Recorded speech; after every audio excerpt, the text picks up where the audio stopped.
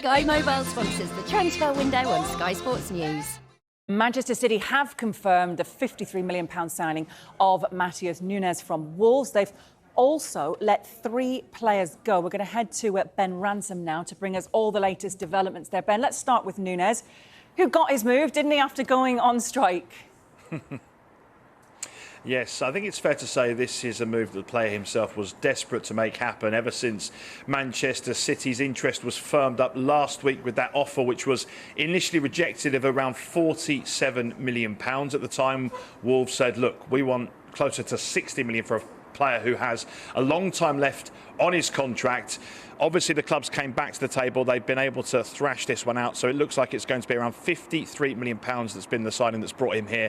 Matheus Nunes has signed a 5-year deal. Pep Guardiola clearly is a big fan of the player. And Nunes clearly is a big fan of Pep Guardiola. He's put some quotes out today after making the move permanent. And he said that the opportunity to work under the Manchester City manager, one of the greatest managers ever, he calls him, and alongside some of the best players in the world, was something he simply couldn't turn down. He does say that he learned so much in his time at Wolves, but he's excited to continue in the Premier League, a division which brings the best out of me, and he's really excited to get going, meet the fans, and hopefully be part of a successful future at Manchester City. So Nunes done, and you do get the feeling this deal was sweetened by the fact that Tommy Doyle has gone in the opposite direction. That is a loan deal for the season with an option for Wolves to buy the young midfielder for £4.3 million if they want to. City will hold a 50% sell-on fee if on any profit made on Doyle. The two clubs coming together. Nunes going on strike, yes, but today he's a number 27 for Manchester City. He is, Ben. Now, City recouped most of that money, didn't they, in the surprise sale, you'd have to say, of Cole Palmer. Talk us through the departures there. You've already mentioned one as well, of course.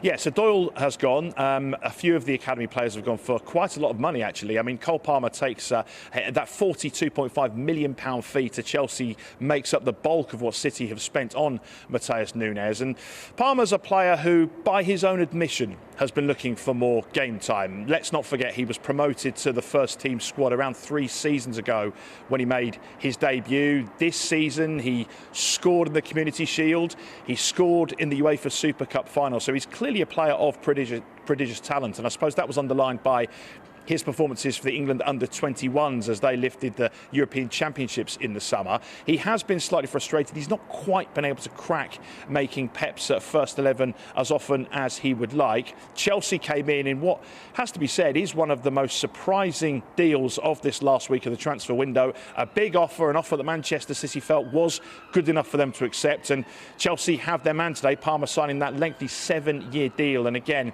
he's really excited, I think, for that new chapter, the opportunity for him to showcase his talents. He's joined what he calls a young, hungry squad. So he's gone straight into the Chelsea first team. A loss for City, but obviously the money they felt they couldn't turn down for him.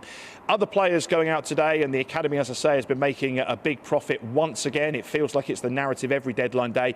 Taylor Harwood-Bellis, he's joined Southampton on a season-long loan. Remember, he helped Burnley win promotion last season on loan. That then has an obligation to buy of £20 million if Southampton make it into the Premier League at the first attempt. And James McAtee is close to finalising a loan move to Sheffield United. Ben, for now, thank you very much.